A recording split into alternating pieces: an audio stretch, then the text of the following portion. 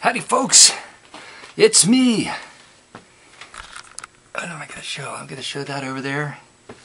That's it. Howdy folks, it's me, Manic Marky, real fake outsider artist, coming to you from the bunker system located underneath the art villa found somewheres in the jungles of the Midwest. Hey everybody, I got a few new subscribers today. I don't know if it's because of the records or because it has to be the records, because I'm just going to warn you right now, if you came for the records, I do that now. I haven't always done that, but I started doing it because why? Well, because I find so many records and I don't even blog them all, you know. So like if you go to the blog, some will be missing. So I thought, well, what would be fun is just when I find records to just bring them down in the bunker system after I come back home. That's what I do basically. I come down here and I talk about them spontaneously while the find's fresh in my mind.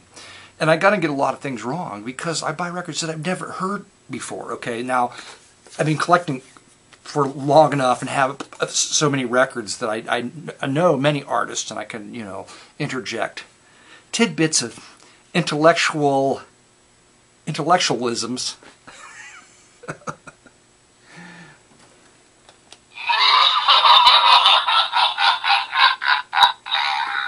Oh man, I gotta apologize. I try not to go too highbrow here, the bunker system, because I will defeat myself in short order.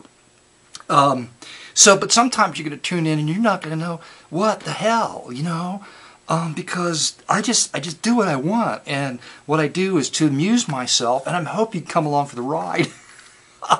So I get an idea and I do it, and things don't always work out as planned. In fact, I don't even know if the crap I put up has any value or at all, ever, still, years later, the first stuff I put up, or if it's funny at all. Occasionally somebody will say, I laughed at that until I peed my pants, and I have to apologize for, you know, having to go change your clothes and all, but I'm happy that I can make somebody laugh, but I really don't have any idea. Because it's just so, it's like, and some of it makes me nervous, what I do, and I put it up anyway, hoping that I won't have to pay for it later on. But it happens to be record day today. Yes, it's record day today. Is it a massive record day? No, very limited, short amount of records. Shut up, tiki drummer. Okay, it's just a few today. We'll start with Billy Vaughn. So he made so many records and he tried to stay on trends, and his earlier records, it's like the saxophone thing, that horn thing I don't like, that came from like the 30s. He carried it through all the way into the 50s.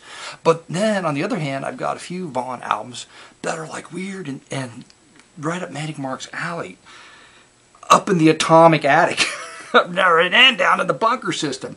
This is some kind of boogie thing. It's got Saber Dance Boogie. It's just Swanee River Boogie.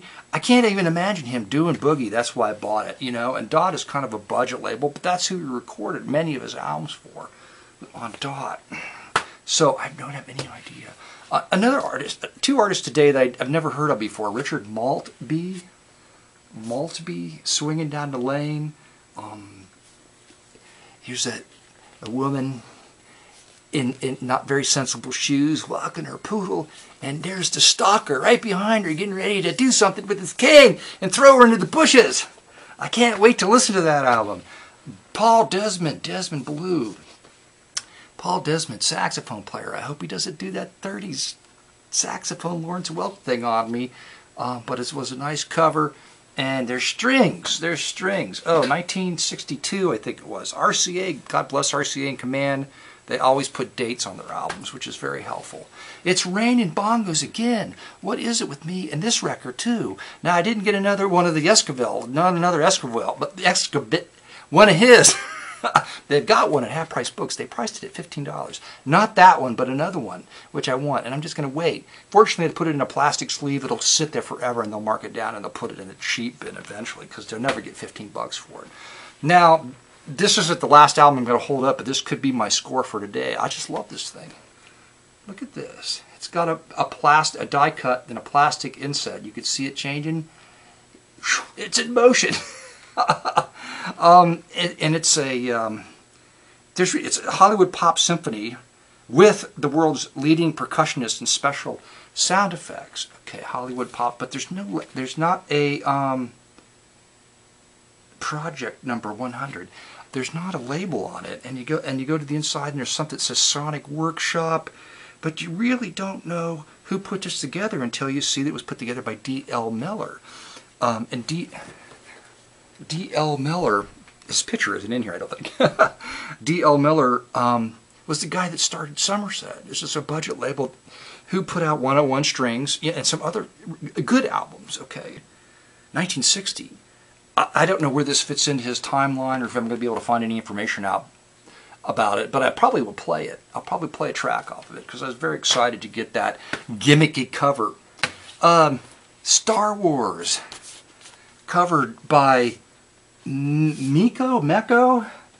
What's the date? 1977? Is this going to be horribly bad good, do you think? Other Galactic Funk. Star Wars and Other Galactic Funk. It's going to be cheesy funk, I hope. I had no idea. I couldn't resist myself. And last but not least, direct from Germany, 1976, a sealed copy of Stars and Hits. There were 3 or 4 or 5 of these different, and I just couldn't. But there's Hino. See this? There, Hino, the incredibly odd and popular in Europe. Hino, he does a song titled Die Schwarze Barbara. Die Schwarzen Sie. Got all that out. I can't pronounce it. About 12 and a half Deutschmarks. Sealed. Somebody from Germany came to this country in the 70s and got rid of their records this week. I just picked up the one because I have no idea. You know, all of them seem to have Roger Whittaker. Roger Whittaker, which is he was popular over there in the mid 70s, but not so many others. I don't recognize anybody. I don't recognize Cindy and Bert. Do you recognize Cindy and Bert? Or Giddy, the woman with eyes that look both ways? Actually, it's kind of hot because you don't know. Not only do you not know what the woman's thinking, as if you ever would, because as a man, there's no chance. But you can't even read her eyes. So she's got to be a total enigma to her husband. I hope they're still married. It must be very difficult on him to be married to her. Or maybe she married Hino, and they get along just fine. I don't know. Anyway, on to the sample.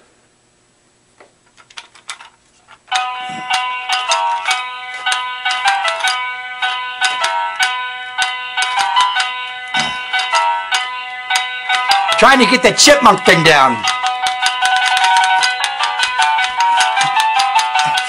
Sorry, I realize how disturbing that is to your new subscribers. Unless you saw the video yesterday, then it's just like, yeah, I like to see more of the chipmunk face.